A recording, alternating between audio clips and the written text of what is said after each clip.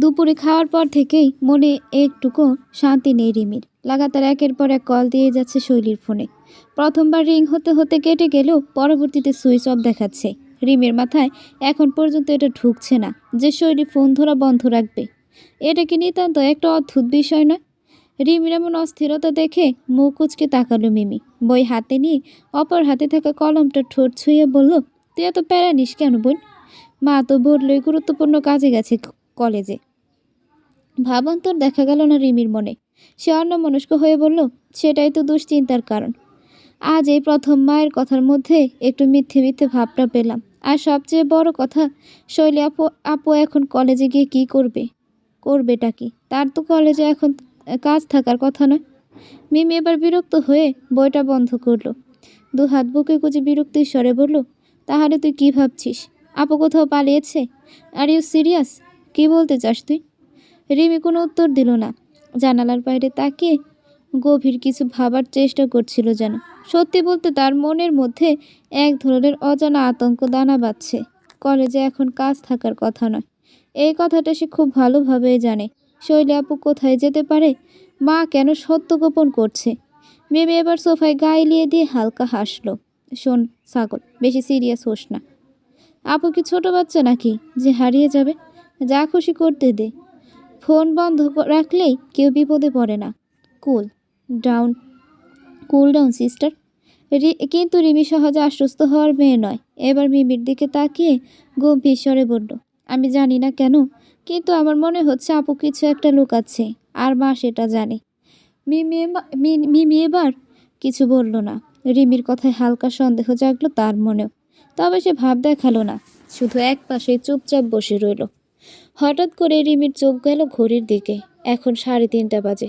ঘড়ির কাঁটা 3:30টায় দেখে মাথায় বাজ পড়ল রিমির। শিট, 2টো পার হয়ে গেছে। নিশান ভাই তাহলে বাসায় এখনো এলো না কেন? মিমির এবার ঘড়ির দিকে তাকিয়ে বলে, মনে হয় আজ বাইরে খাবে। নিশান কোথায় খাবে এটা নিয়ে ভাবল না রিমি। বরং সে তো ভেবেছিল নিশান বাড়িতে আসলে শৈলীর বিষয়টা নিয়ে কথা ভাববে। কারণ একমাত্র নিশানই শৈলীর জন্য একটু হলেও চিন্তা করবে। বাড়ির আর কাউকে কিছু বলে লাভ নেই, এটা সম্পর্কে অবগত সবাই। কিন্তু এখন দুপুরে যদি নিশান বাড়িতে না আসে?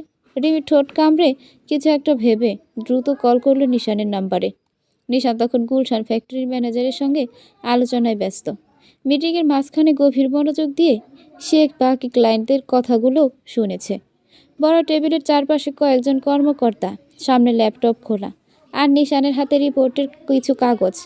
সামনে প্রজেক্টের আলোয় পরিসংখ্যান ভাসছে, আর পাশে বসে আকাশ চুপচাপ নোট নিচ্ছে। এমন সময় টেবিলে রাখা ফোনটা কেঁপে উঠল। আলোচনার মাঝে তার ফোনটা টেবিলে ভাইব্রেট করতে লাগলে নিশান এক ঝলক তাকিয়ে দেখল রিমি কল করছে। প্রথমবার নিশান পাত্তা দিল না, ফোনটা ভাইব্রেশনে রেখে আবার মনোযোগ দিল মিটিংয়ে। সে বরাবরই অফিসের কাজের সময় কারো কল ধরে না, কিন্তু মিনিট 2-এর মধ্যে আবারও কল আসলো। তারপর আবার। এবার বিরক্ত হয়ে ধরে গেল নিশানের। মিটিংয়ে থাকলে এমন অস্থির কেউ ফোন করে? বাইরের চাপা আলো এসে পড়ছে ক্যাবিনের ভেতরে। নিশানের ঠোঁট শক্ত হয়ে গেল। পঞ্চমবারের মতো ফোন কাঁপতে এসে বিরক্ত হয়ে এক হাত ধরে কানে লাগালো। গলা নিচু করে বলল, রিমি, আমি বাড়িতে যাব না আজ। একদম সন্ধ্যায় যাব, মিটিংয়ে আছি। জরুরি কিছু? ও পাশ থেকে রিমির উত্তেজিত কণ্ঠ ভেসে এলো। হ্যাঁ নিশান ভাইয়া, সরি টু ডিস্টার্ব, কিন্তু তোমার সাথে আসলে একটু জরুরি কথা আছে। আমি এখন বিজি আছি, পরে কথা বলি। রিমি দ্রুত বলে উঠল, না ভাইয়া শোনো, অনেক জরুরি। তুমি মিটিং করো, কোনো সমস্যা নেই, আমি তোমার অফিসে আসছি, সরাসরি বলবো। কথাটা বলা খুবই জরুরি, পরে দেরি হয়ে যেতে পারে। ওদিক থেকে নিশান বিরক্তির আওয়াজ করতেই রিমি বুঝল যে নিশান তাকে ধমকাতে পারে। তাই সে তড়িঘড়ি করে বলে উঠল, ভাইয়া শৈলী আপুর বিষয়ে। নিশান আসলে বিরক্ত হয়ে কল কাটতে নিচ্ছিল, কিন্তু শৈলীর নাম শুনে তৎক্ষণাৎ সজাগ হলো তার দৃষ্টি। ভ্রুকুচকে নিচু স্বরে বলল, শৈলী? ওর বিষয়ে মানে? এদিকে নিশানের মুখে শৈলীর নাম শুনে নোটপ্যাডে আকাশের চলন্ত ডান হাতটা থেমে গেল। মুহূর্তে চোখ স্থির করে তাকালো নিশানের দিকে। বোঝার চেষ্টা করলো যে তাকে কলে শৈলীর বিষয়ে এমন কি বলা হচ্ছে। রিমির গলা কাঁপল।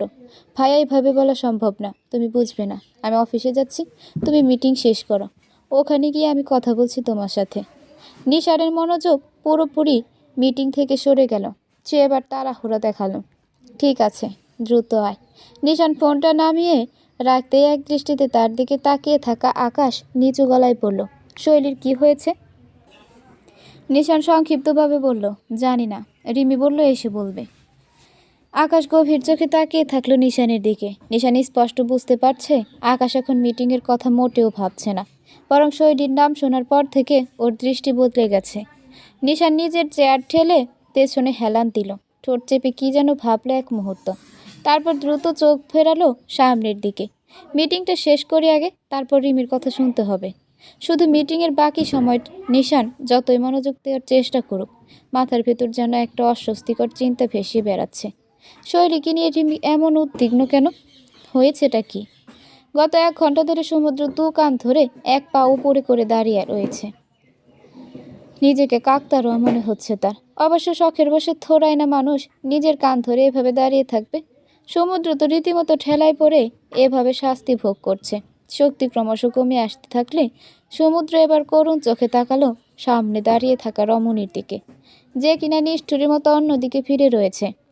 শুকনো ঢোক গিলে যথাসম্ভব কণ্ঠ হৃদয় বিদারক করে সমুদ্র বলতে থাকলো, আর কতক্ষণ এভাবে এমনি খুঁটির মতন দাঁড়ায় থাকমু? সামনে থাকা রমণী এবার পিছু ফিরে ধীরে চোখে তাকালো সমুদ্রের দিকে। সমুদ্রের কণ্ঠ আরও করুণ শোনালো, ও সকিনা, শোনা যান, সন্টু মন্টু আমার, আমি আর পারতাম না এমনি খাড়ায় থাকবার। সকিনা মুখ বেঁচিয়ে জিহ্বা দেখালো। তার গায়ের রং মোলায়েম শ্যামল, মুখটা ভীষণ তেজি কিন্তু একই সঙ্গে মিষ্টি। মাথায় আঁচল টেনে রাখা, তবে কিছু চুল বেরিয়ে এসে কপালের পাশে দোল খাচ্ছে। তার কপালে ছোট্ট টিপ, চোখে গভীর দৃঢ়তা। সাধারণ সালোয়ার কামিজ পরা, কিন্তু হাঁটুর উপরে দুটো হাত রাখার ভঙ্গিটা দেখে মনে হচ্ছে সে আসলে গ্রামের কোনো দস্যি মেয়ে যে নিজের এলাকা শাসন করে। সকিনার ঠোঁট বাঁকা বাঁকা হাসিতে কেঁপে উঠল। এক চোখ টিপে বলল, এই তো শুরু, এইবার বুঝবি মেয়েদের সঙ্গে খারাপ ব্যবহার করতে নেই। সমুদ্রের মুখ ফ্যাকাশে হয়ে গেল। সে মরিয়া হয়ে মাথা নাড়ল। আমি কবে খারাপ ব্যবহার করেছি শোনা? তোরে বলছি শুধু যে আমি তোর লগে থাকুম না। এই তুই একদম গ্রামের বুড়িগো মতন করা শুরু করছস। ব্রেকআপ না ট্রেকআপের কথা তুই তো আগে তুলছস। সকিনার চোখ দুটো জ্বলে উঠল। সে 2 কদম এগিয়ে এসে বলল, মুখখান বন্ধ রাখ, বেশি কথা কইতে আইবি না। এইবার তোরে আমি আসলেই বুড়া বানাই দিব। দাঁড়া। সমুদ্র দৌড় দিতে যাবে, কিন্তু হাতে পাথর নিয়ে আসা সকিনার চোখে চোখ নিয়ে সে দাঁড়িয়ে গেল। শুকনো ঠোক গিলে কাপা কাপা গলায় বলল, তুই পাথর লইছস কেন মনা? না মানে শোনা। বিকেলের রোদটা ক্রমশ কমে আসছে। গাছপালার ফাঁক গলে নরম আলো এসে পড়েছে গ্রামের সরু মেঠো পথে। বাতাসের ধানের গন্ধ মাঝে মাঝে শোনা যাচ্ছে দূরের বাঁশবাগানে। বাতাসের মৃদু শোঁ শোঁ শব্দ। পাড়ার ছেলে মেয়েরা দল বেঁধে খেলছে, কারো দড়ি লাফ, কেউ বা আবার মাটিতে দাগ কেটে চারা খেলছে। গরুর পাল মাঠ থেকে ফিরছে ধীর লয়। মাঝে মাঝে রাখালের বাঁশির সুর বয়ে যাচ্ছে পুরো গ্রামবন। শৈলী জানালার পাশে বসে এই দৃশ্যটাই দেখছিল, কিন্তু তার মন কোথায় যেন হারিয়ে গেছে। মনমরা মুখটা দেখে বোঝাই যায় কিছু একটা তার ভেতরে তোলপাড় করছে।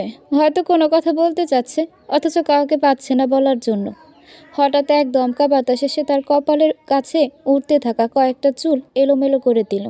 শৈলী একটু নড়ে চড়ে বসল, গভীর দৃষ্টিতে তাকিয়ে রইল বাইরের সেই বিকেলটার দিকে। এত সুন্দর বিকেল, অথচ তার মনে আনন্দের লেশমাত্র নেই। ঠিক তখনই উঠানে খটখট শব্দ হলো। কেউ একজন হাঁটছে, সঙ্গে চুরির ক্ষীণ রিনরিনে আওয়াজ। শৈলী মুখ ফিরিয়ে তাকিয়ে দেখল সখিনা এসে দাঁড়িয়েছে দরজার সামনে। কোমরে হাত দিয়ে কৌতূহলী চোখে তাকিয়ে আছে। মুখে চিরচেনা দুষ্টু হাসিটা তো রয়েছে।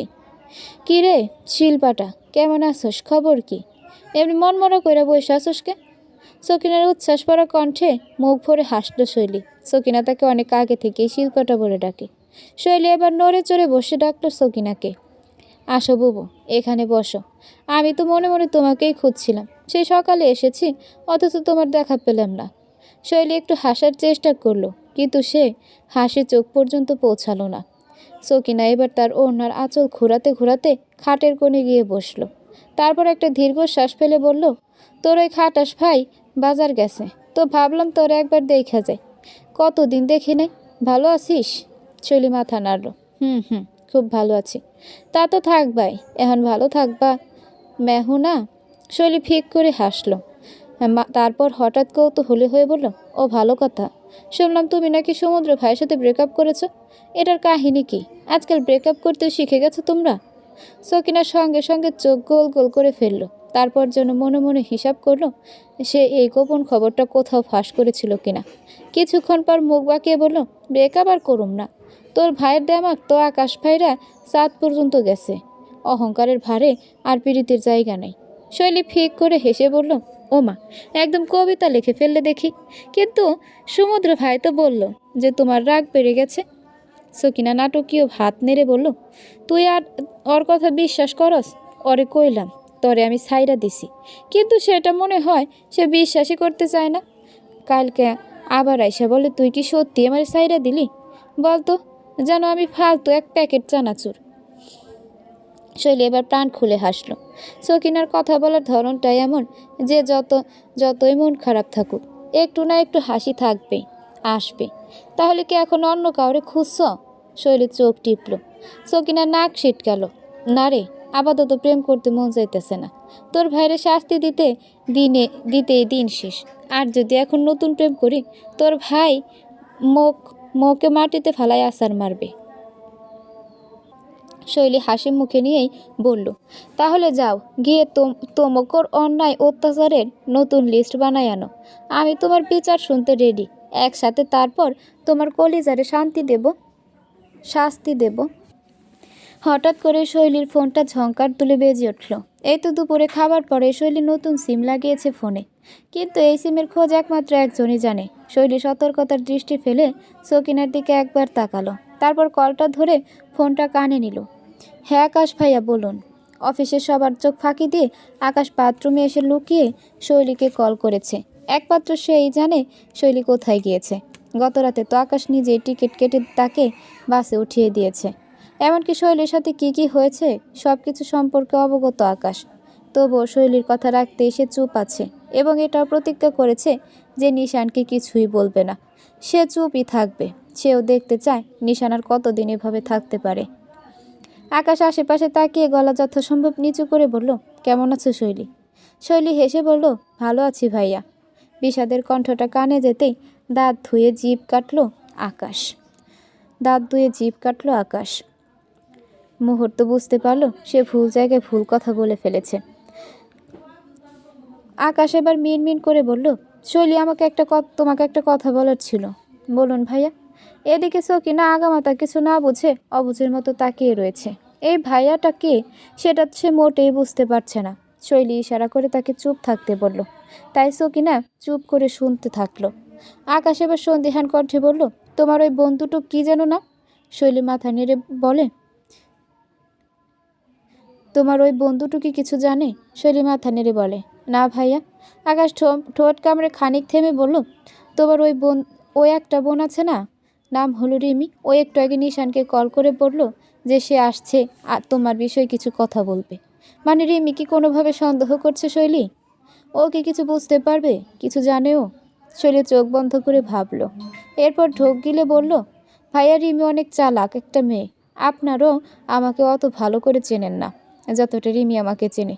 আমি যে বাড়ির বাইরে বের হব না সেটাও জানে। আজ আমার বাড়ির বাইরে কোনো কাজ ছিল না, এটা সম্পর্কে সে একদম অবগত।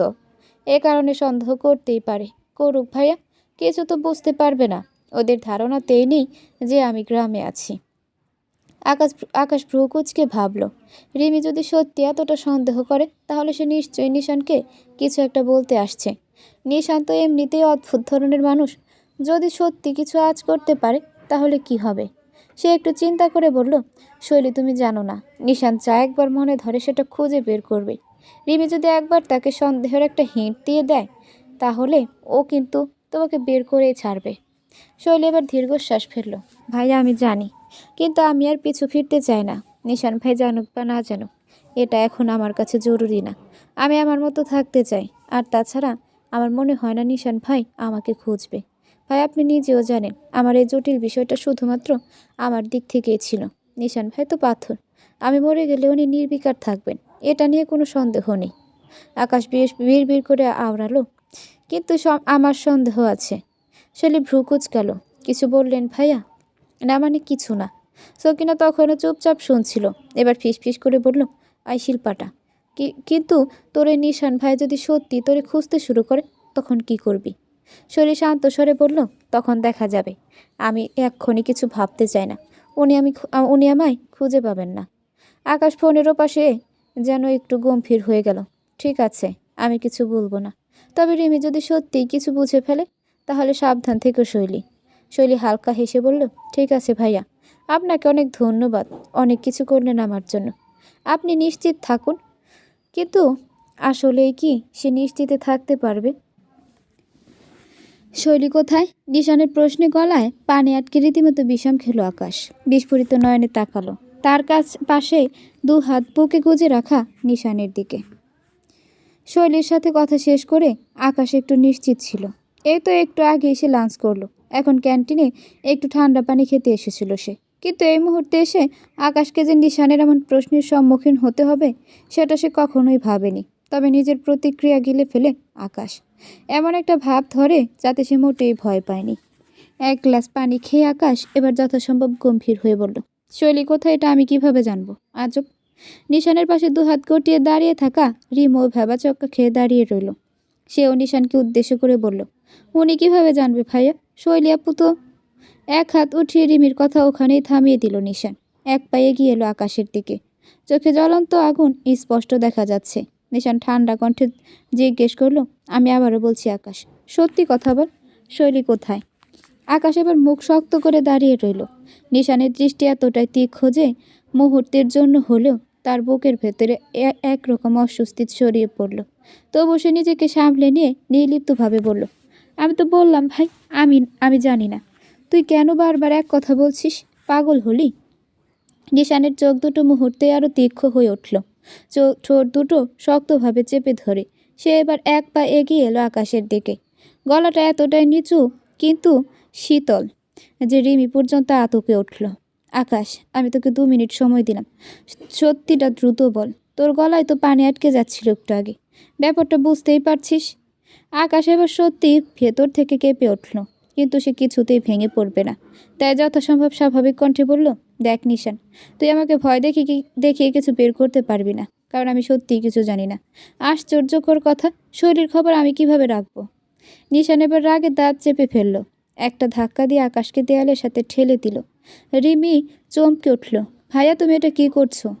উনি তো বলছে উনি কিছু জানে না। ছেড়ে দাও ভাইয়া। নিশান বিশেষ পাত্তা দিল না রিমির কথায়। সে আবার শীতল চোখে আকাশের দিকে তাকিয়ে গর্জে উঠল, তুই আর আমি দুজনেই জানি তুই মিথ্যা বলছিস। আমি শৈলীর অবস্থান জানার আগ পর্যন্ত তোর জীবন বিষিয়ে তুলব, বুঝেছিস? আকাশ, তুই আমাকে ভালো করে চিনিস।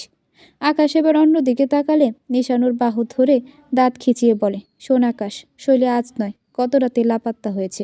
রিমির কথা অনুযায়ী আর আমার সন্দেহ ঠিক হলে শৈলী ভোরে বাড়ি থেকে বেরিয়ে গেছে।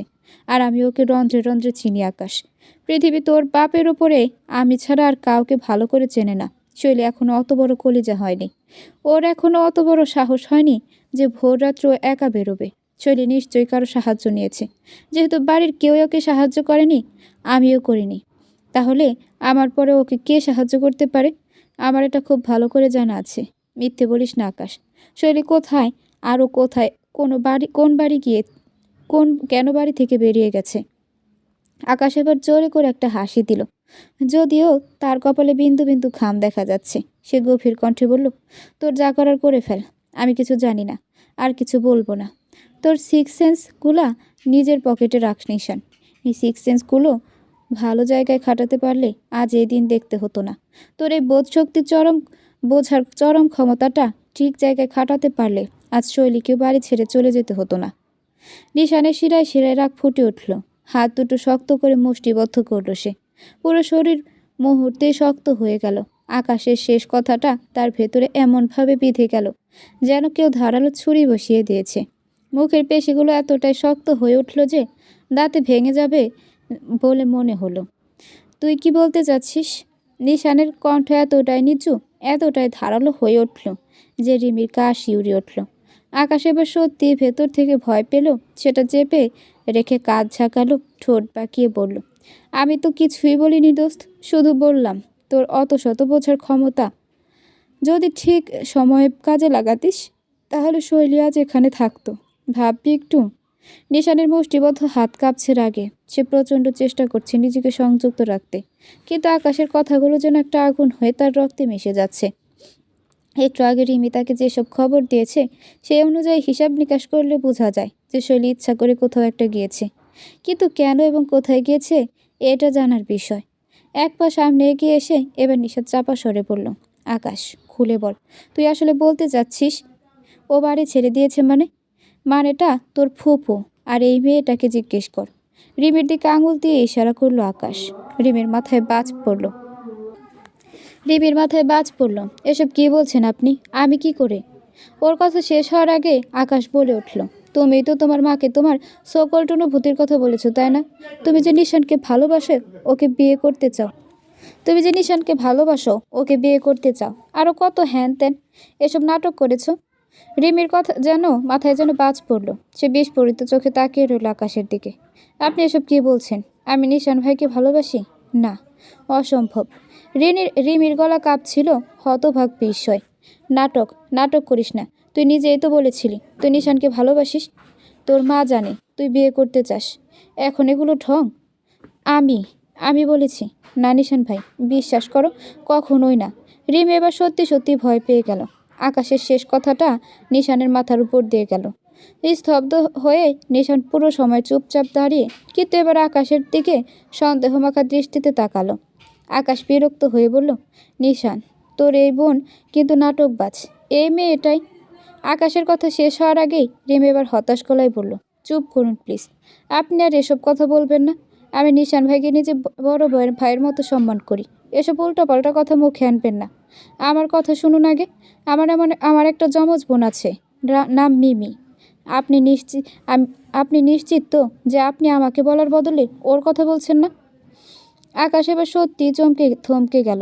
তার মুখটা ফ্যাকাশে হয়ে গেল মুহূর্তের মধ্যেই। সে একবার রিমির দিকে তাকালো, একবার নিশানের দিকে। আকাশ শুধু শৈলীর কাছ থেকে শুনেছে যে তার ফুফাতো বোনগুলোর মধ্যে একজন নিশানকে ভালোবাসে, কিন্তু কে তার নামটা ঠিকঠাক মনে রাখতে পারেনি আকাশ। নিশান এবার গভীরভাবে আকাশের চোখের দিকে তাকিয়েই রইল। তার মনের মধ্যে কিছু একটা ধাঁধার মতো কিলবিল করছে। তাহলে মিমি? নিশান আস্তে আস্তে বলল। আকাশ এবার চোখ বন্ধ করে মাথায় হাত রাখল।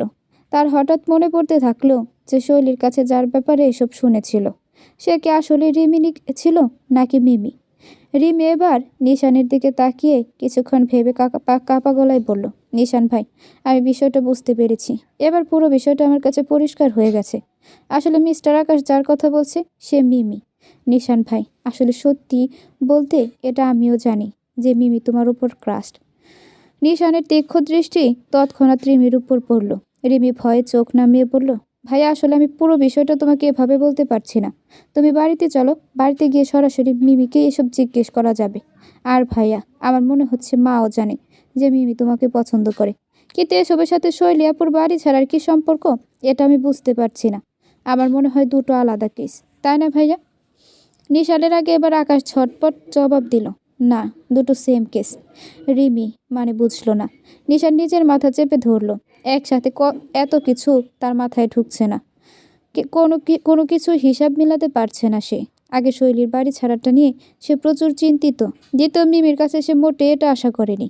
কিন্তু প্রথমত এখন তাকে শৈলীকেই আগে খুঁজে বের করতে হবে। নিশান আবার বলল, আকাশ, শৈলী কোথায়? আকাশ কিছু না বলে চোখ নামিয়ে ফেলল। আর সেটা দেখে নিশানের বুকের ভেতর আর অস্বস্তি চেপে বসল। গলা আরও নিচু করে নিশান বলল, শৈলী কোথায় সেটা তো বলবি না, কিন্তু আমি জানি তুই জানিস, তাই না আকাশ? আকাশ কিছু বলল না। নিশান এবার ধীরে ধীরে এক পা পেছনে সরল, চোখ বন্ধ করলো। তারপর ঠান্ডা গলায় বলল, ঠিক আছে, বলিস না, কিন্তু শোন, আমিও জানতে পারবো, খুঁজেও বের করব। আর সেদিন তুই কি লুকাচ্ছিস, কেন লুকাচ্ছিস সেটাও আমি দেখে নেব। বলে নিশান ঘুরে বেরিয়ে গেল। আর আকাশ ধীরে ধীরে একটা দীর্ঘশ্বাস ফেলল। রিমি তাকিয়ে রইল দুজনের দিকে, কিছু বলার ভাষা খুঁজে পেল না।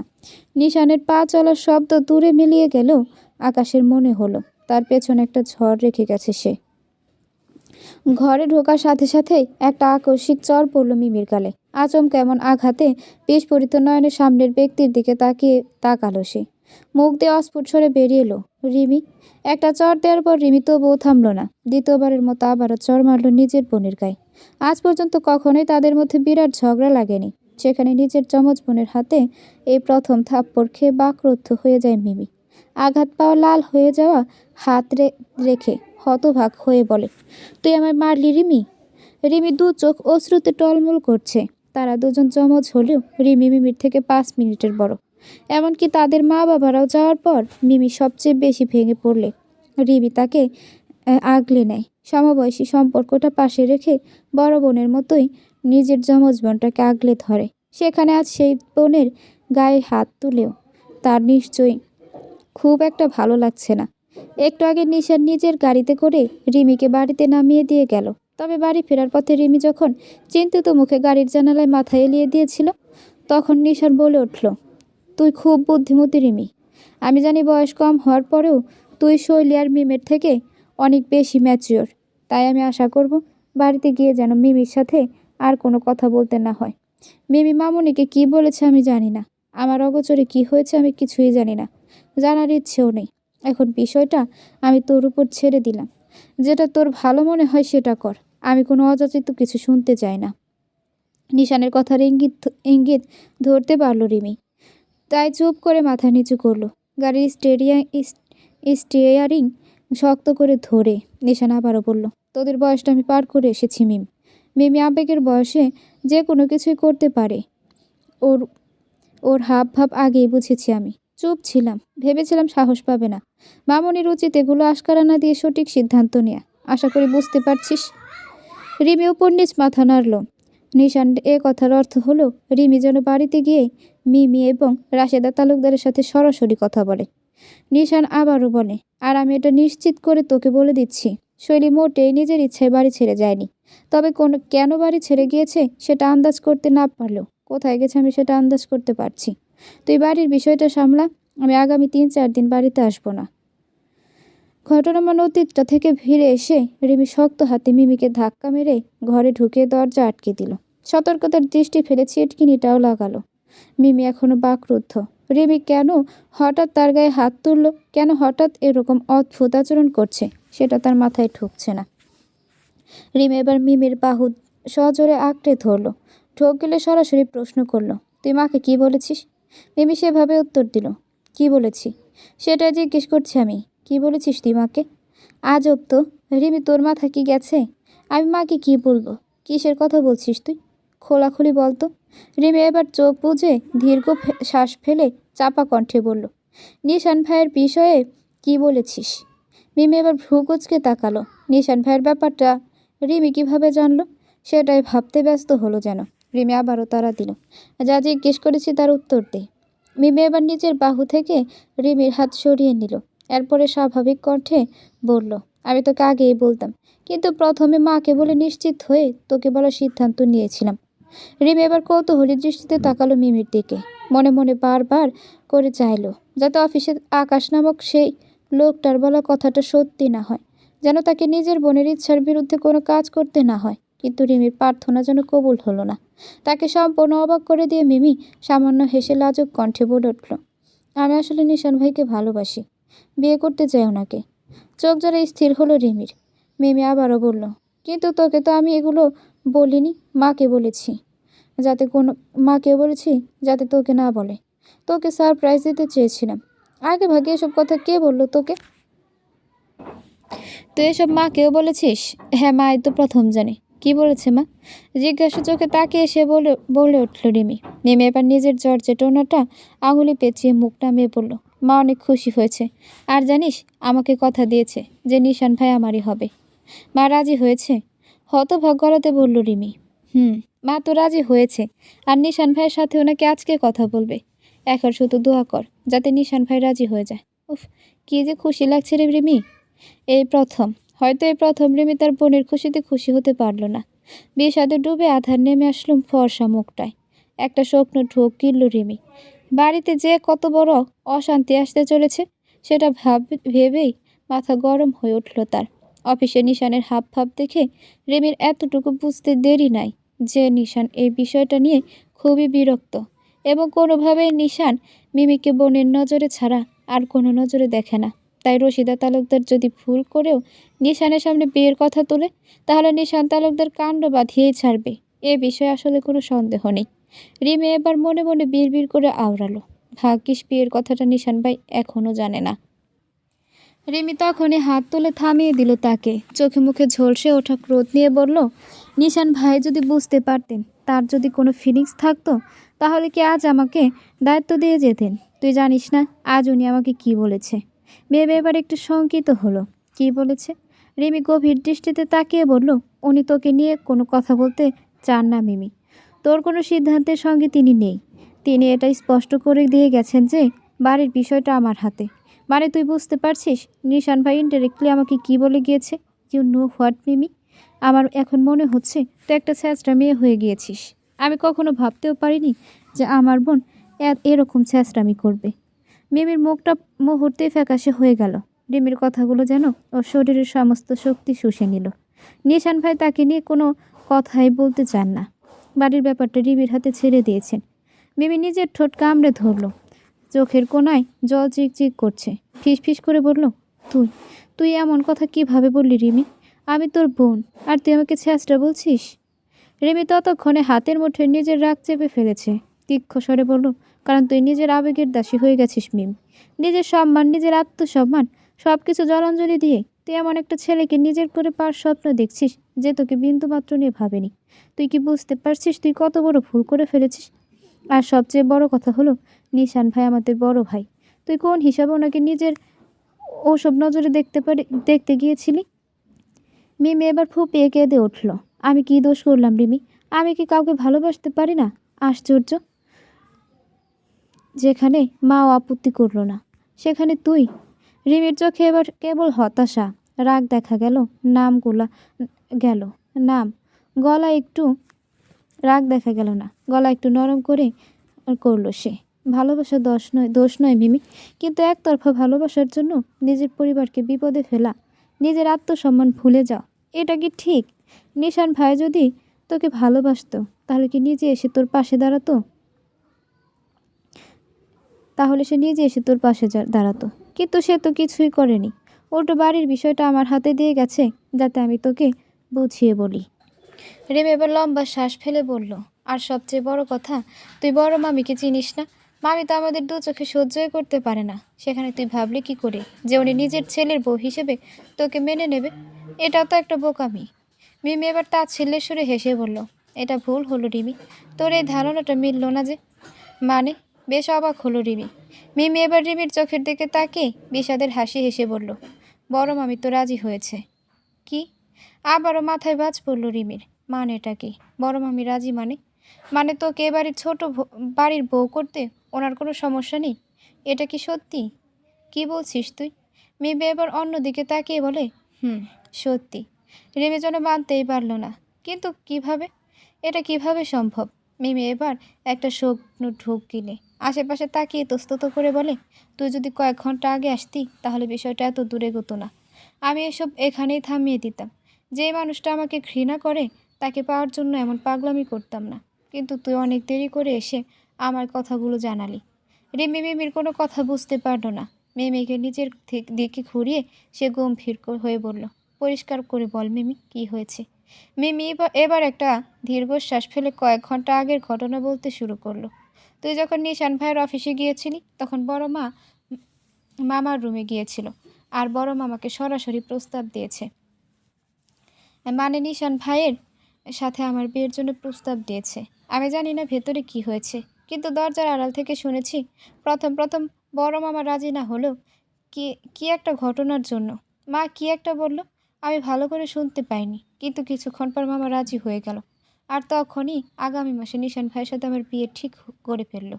মা বলেছিল নিশান ভাইয়ের মতামত ছাড়া এখনই বিয়ে ঠিক না করতে, কিন্তু বড় মামা বলল যে নিশান ভাই নাকি বড় মামার কথার বাইরে যাবেন না, তাই তখনই ওরা সিদ্ধান্ত নিয়ে নিল। আসলে মা খুব ভালো করেই জানতো যদি বড় মামাকে আগে বলা হয় তাহলে বড় মামি মোটেই রাজি হবে না, বরং আমাদেরকে কথা শোনাবে। এজন্যই মা প্রথমে মামার কাছে গিয়েছে। আর মামাও নাকি আমাদের দুজনের মধ্যে, মানে আমাদের দুই বোনের মধ্যে যে কোনো একজনের সাথে নিশান ভাইয়ের বিয়ে দেওয়ার পরিকল্পনা করেছিল। আর যখন মামা শুনলো যে আমি নিশান ভাইকে পছন্দ করি, তখন নিশান ভাই হয়তো আমাকে পছন্দ করে, তখন বড় মামা রাজি হয়ে গেল। আর বড় মামি যখন আপত্তি করতে আসলো, তখন বড় মামা ধমক দিল।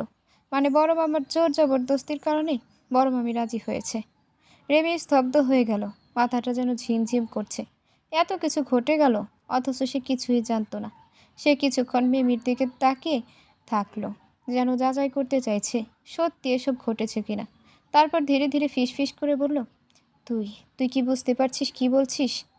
মিমি হালকা হাসলো, তবে সেই হাসিতে ছিল এক ধরনের শূন্যতা। হ্যাঁ, বুঝতে পারছি। নিশান ভাই আর আমার বিয়ে ঠিক হয়ে গেছে রিমি। এটা এখন থামানোর কিছু নেই। এখন থামাতে গেলে আরও অশান্তি হবে। রিমি হতভম্ব হয়ে কপালে হাত রাখলো। কিন্তু নিশান ভাই তো এখনও জানে না, তাই না? মিমি চোখ নামিয়ে আনলো। না, এখনও না। রিমির হাত মুষ্টিবদ্ধ হয়ে গেল। হু দ্য হেল ভাই, মানে নিশান ভাইয়ের মতামত না নিয়ে বিয়ের দিন পর্যন্ত ঠিক করে ফেলেছে। এটা তো জোর করে চাপিয়ে দেওয়া হচ্ছে। তোর মনে হয় নিশান ভাইয়ের মতো মানুষ এগুলো মানবে? মিমি দীর্ঘশ্বাস ফেলল। সে তো নিজে এখনই স্তব্ধ হয়ে আছে। একটু আগ পর্যন্ত তার মধ্যে থাকা আনন্দটা ধুলোয় মিশে গিয়েছে ক্ষণিকের মধ্যেই। নিশান ভাই বড় মামার কথা ফেলবে না, এটা সবাই জানে। তাই তাই তারা ধরে নিয়েছে উনি রাজি হবেন। রিমি হতাশ হয়ে বলল, এভাবে একটা সম্পর্ক গড়ে তোলা যায় না মিমি। তুই নিজেও জানিস নিশান ভাই তোর প্রতি কোনো ভালোবাসা বা হোয়াট এভার এরকম কিছু অনুভূতি পোষণ করেন না। কেবল বড় মামার ইচ্ছায় বিয়ে করলে সেটা কি সুখের হবে? মিমি এবার চোখ বন্ধ করলো, যেন সব অনুভূতি থেকে নিজেকে আলাদা করতে চাইছে। জানি না রিমি, কিন্তু আমি আর কিছু ভাবতে চাই না। আমি শুধু চাই নিশান ভাই আমাকে অন্তত একটা সুযোগ। মিমি চোখ খিচে বন্ধ করলো। নির্লজ্জ বেহায়া মনটা যে মানছে না নিশান তাকে একদম পছন্দ করে না। এটা জানার পরও তার অবদ্ধ মনটা চাইছে নিশানকে নিজের করে পেতে। অনেকক্ষণ টিভি দেখার পর খুব বোর ফিল করলো নিশান।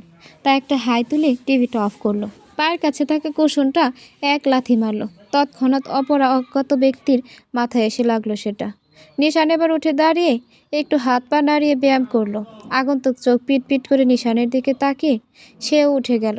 নিশান এবার অজ্ঞাত ব্যক্তিটাকে পাত্তা না দিয়ে তাকে অতিক্রম করে পকেটে হাত গুজে রান্নাঘরে এগিয়ে যেতে থাকলো। সেই ব্যক্তিও হাঁ করে তার পিছু পিছু যেতে থাকলো। নিশান প্রথমে এক গ্লাস ঠান্ডা পানি নিয়ে ঢকঢক করে খেলো। তারপর আবারও সে আগন্তুককে ধাক্কা দিয়ে সাইড করে ফ্রিজের দিকে গেল। ফ্রিজ খুলে আশেপাশে তাকিয়ে কিছু একটা খুঁজলো যেন। তারপর মুচকি হেসে সারি সারি সাজানো লাল আপেলগুলোর মধ্য থেকে টুপ করে একটা আপেল তুলে কামড় বসালো। মাথা নেড়ে বোঝালো যে বেশ মিষ্টি লাগছে। আরেক হাতে আরেকটা আপেল নিয়ে ফ্রিজ বন্ধ করে আরাম করে আপেলটা কামড় বসিয়ে খেতে লাগলো নিশান। আর অজ্ঞাত সেই ব্যক্তি হাঁ করে দাঁড়িয়ে তাকিয়ে দেখতেই লাগলো।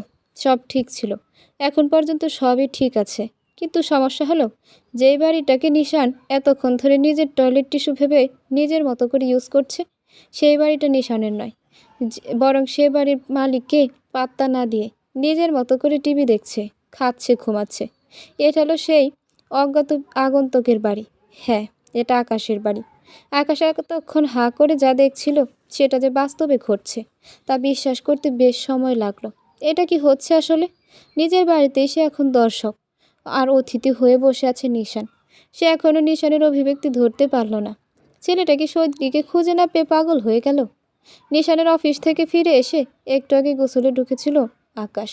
গোসল থেকে বের হয়েই আর মাথায় এক ঝলক বাজ পড়ে তার। সে দেখে তার একমাত্র বেস্ট ফ্রেন্ড নিশান নির্বিকার ভঙ্গিতে ড্রেস চেঞ্জ করছে। কিন্তু হঠাৎ করে নিশানকে নিজের বাড়িতে দেখে ভয়ানক অবাক হওয়া নয়নে তাকিয়ে থাকে আকাশ। যখন হতবাক হয়ে সে নিশানকে জিজ্ঞেস করে, তুই এখানে কেন? তখন নিশান পাত্তা দেয় না, নিজের মতো করে কাপড় চেঞ্জ করে মুখ হাত ধুয়ে ফেলে। এরপর টিভি দেখতে শুরু করে। আর এরপর যা হওয়ার তাই হলে। আকাশ নিজে এখন কনফিউশনে আছে। এই বাড়িটা কার? নিজের বাড়িতে নিজে অবহেলিত আকাশ। 1 নাম্বার প্রশ্ন, নিশান এই মুহূর্তে আকাশের বাড়িতে কী করছে?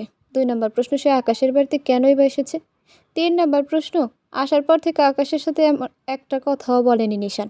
নিজের মতো করে কাজ করে যাচ্ছে, যেটা নিশানের নিজের বাড়ি, যেন এটা নিশানের নিজের বাড়ি। এটার কারণ কি?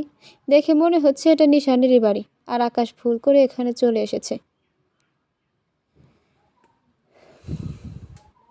তখন থেকে এতগুলো প্রশ্ন করছে আকাশ, আল্লাহর হস্তে একটা প্রশ্নেরও জবাব পায়নি সে। আকাশের এখন প্রচুর সন্দেহ হচ্ছে, সে কি জীবিত আছে নাকি মৃত আছে। তাকে দেখতে পাচ্ছে না কেন নিশান? সে যেন নিশানের চোখে অদৃশ্য হয়ে রয়েছে। নিশান নির্বিকারভাবে আপেল চিবিয়ে যাচ্ছে, যেন কিছুই হয়নি। আকাশ এবার আর সহ্য করতে পারল না। এই নিশান, তুই কি আমাকে দেখতে পাচ্ছিস না? এদিকে তাকা ভাই, এটা কি হচ্ছে? এটা আমার বাড়ি তো। অবশ্য সে এতক্ষণ পর নিশান ঠান্ডা ভঙ্গিতে তাকালো আকাশের দিকে। আকাশ এবার একটা স্বস্তির শ্বাস ফেলল। যাক, সে জীবিত আছে। নিশান তাকে দেখতে পেয়েছে। নিশান একদম নির্বিকার ভঙ্গিতে তাকিয়ে রইল আকাশের দিকে, যেন এটাই স্বাভাবিক। এরপর আরও বেশি নির্বিকার ভঙ্গিতে পাল্টা প্রশ্ন করলো, তো তো মানে এটা আমার বাসা ভাই। So what? আবার সো হোয়াট মানে? এই নিশান, পাগল হলি নাকি?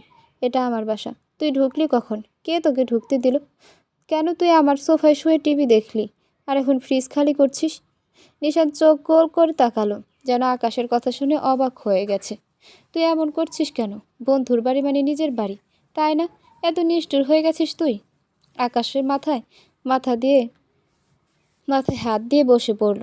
ভাই, তুই আমার বাসায় ঢুকলি কিভাবে? দরজা তো বন্ধ ছিল। নিশান একটা দীর্ঘশ্বাস ফেলে জানালার দিকে তাকালো। দরজা বন্ধ ছিল, কিন্তু জানালা তো ছিল। ওই দিক দিয়ে এসেছি। আকাশের চোখ কপালে উঠে গেল। মানে, তুই আমার বাসার জানালা দিয়ে ঢুকেছিস চোরের মতো? নিশান বিরক্ত হয়ে বলল, আজব তো। আরে ভাই, চোরের মতো কেন? আমি তো শুধু জানালাটা খুলে ঢুকেছি। তোর বাসায় আসতে গেলে দরকার হলে ছাদ ফুঁড়েও ঢুকতে রাজি আছি। বন্ধুতে এত কষ্ট করা লাগে রে? আকাশ এবার চেয়ার থেকে লাফিয়ে উঠল। বন্ধুত্ব মানে এই না যে বাসায় থাকলেও ঢুকে যা খুশি খাবে, ফ্রিজ খালি করবে, আর সোফায় লম্বা করে শুয়ে থাকবে। তোর কি হয়েছে ভাই? বাড়ি যাসনি কেন? বিশ্বাস কর, প্রথমে আমি তোকে দেখে মনে করেছিলাম তুই হয়তো ভূত হয়ে এসেছিস। আকাশ সত্যি সত্যি এখন সন্দেহ করতে শুরু করেছে। এই দুনিয়া কি বাস্তব, নাকি সে কোনো আজব স্বপ্নের মধ্যে আটকে আছে? নিশান আপেল ড্রয়িং রুমের টেবিলে রেখে বাথরুমে ঢোকে। এদিকে আকাশ ধপ করে সোফায় বসে পড়ে। নিশানের খালি প্লেটে পড়ে থাকা আপেলের আষ্টে গন্ধ তার নাকে আসতে থাকে। এই মুহূর্তে সে চিৎকার দিয়ে বলতে চায়, আল্লাহ, আমার জীবনে তো স্বপ্নময় কেন? ঠিক তখনই দরজা খুলে ভেতরে ঢোকে তার ছোট ভাই আদিব, হাতে একটা শপিং ব্যাগ।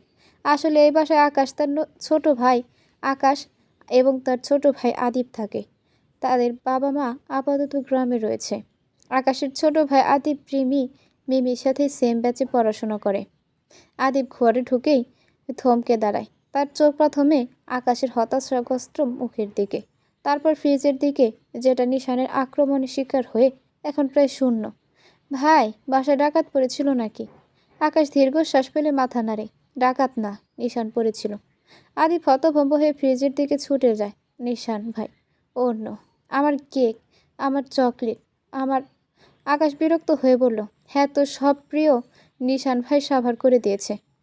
আমি আর পারছি না। তুই গিয়ে তাকে কনভিন্স কর, বল যে আমি আস্তে আস্তে পাগল হয়ে যাচ্ছি। আদিব মাথায় হাত দিয়ে বসে পড়ে। উফ, যাক, নিশান ভাইকে আমি এমনি এমনি ভালোবাসি না। আমার খাবারের স্পর্শও করেনি। তোমার ভাগের খাবারগুলো খেয়ে ফেলেছে। সাবাস নিশান ভাই, সাবাস। কিন্তু এখন প্রবলেম হলো, তুমি তো আসল কথা এখনো জানোই না ভাই। আকাশ কপাল কুঁচকে তাকায়। কি জানি না। আদিব গলা নামিয়ে তুষ্ট হেসে বলল, নিশান ভাই নাকি 3-4 দিন বাসায় ফিরবে না। রিমি আমাকে বলল। মানে ভাই, তুমি বুঝতে পারছো? নিশান ভাই হয়তো আগামী 3 দিন আমাদের বাসাতেই থাকবে। কি মজা। আকাশ নিজ শব্দে উঠে দাঁড়ালো। তারপর রান্নাঘর থেকে একটা গ্লাসে পানি নিল, ঢক ঢক করে খেলো এবং চোখ বন্ধ করলো। কয়েক সেকেন্ড পর চোখ খুলে শান্ত গলায় বলল, আদিব, আজ রাতে আমি পালাচ্ছি। তুই আমার জন্য একটা বাসের টিকিট বুক করে ফেল, দেরি করিস না। কোথায় যাবা ভাই? এমন কোথাও যেখানে নিশান নেই। এদিকে নিশান বাইরে দাঁড়িয়ে আকাশের দরজার দিকে তাকিয়ে ঠোঁটের কোণে সূক্ষ্ম রেখা টেনে মুচকি হাসছে। যে পকেট থেকে ফোন করে টাইপ করলো, তোর বাসার মাটন কষাটা কেমন রান্না হয় সেটা জানার খুব ইচ্ছে করছে। কি বলিস, খেয়ে দেখবো? টেক্সট পাঠিয়েই সে দরজার সামনে দাঁড়িয়ে অপেক্ষা করতে লাগলো। 5 সেকেন্ডের মধ্যে ভেতর থেকে ভেসে এলো নিশান। Get lost. নিশান ঠোঁট বাঁকিয়ে হেসে উঠল। আজ রাতটা বেশ জমবে। কিন্তু নিশানের এমন উদ্ভট আচরণ করার নিশ্চয়ই কোনো কারণ আছে। সেই কারণটাই এখন অজানা। পুকুর পাড়ে দাঁড়িয়ে আছে শৈলী, একদম চুপচাপ। চারদিকে সৌন্দর্যে সে মুগ্ধ নয়, বরং এই নিস্তব্ধতা তাকে আরও বেশি আবদ্ধ করে রেখেছে এক অদ্ভুত ভাবনার মধ্যে। সাহস করে তো বাড়ি থেকে বেরিয়ে এলো, কিন্তু এখন এখন যে নিশানকে খুব মনে পড়ছে তার।